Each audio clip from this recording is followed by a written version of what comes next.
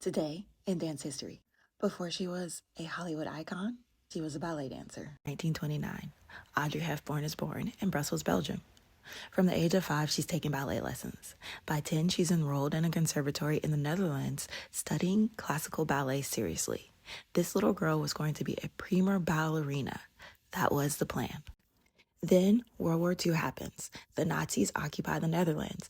Audrey and her mother are trapped. Food is scarce. Audrey is malnourished, sick, and still dancing because that's what dancers do.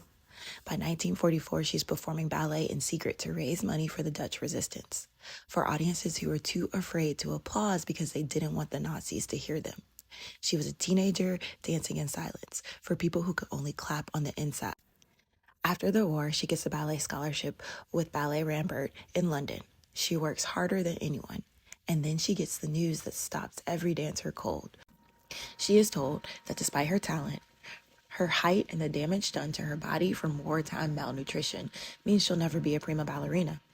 The dream she had danced toward her entire life was gone.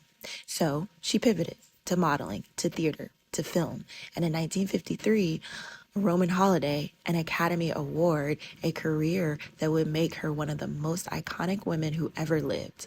But she never stopped being a dancer at her core.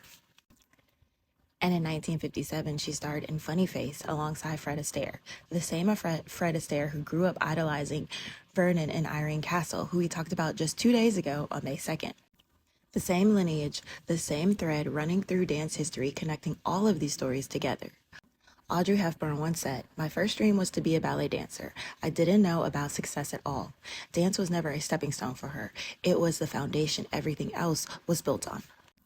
And I think about that every time someone tries to put a ceiling on what a dancer can become. Audrey Hepburn danced in silence during a war. She danced through malnutrition. She danced after being told she wasn't enough. And then she went on to become one of the most beloved human beings in history. Dance doesn't limit you. Dance builds you. Happy birthday.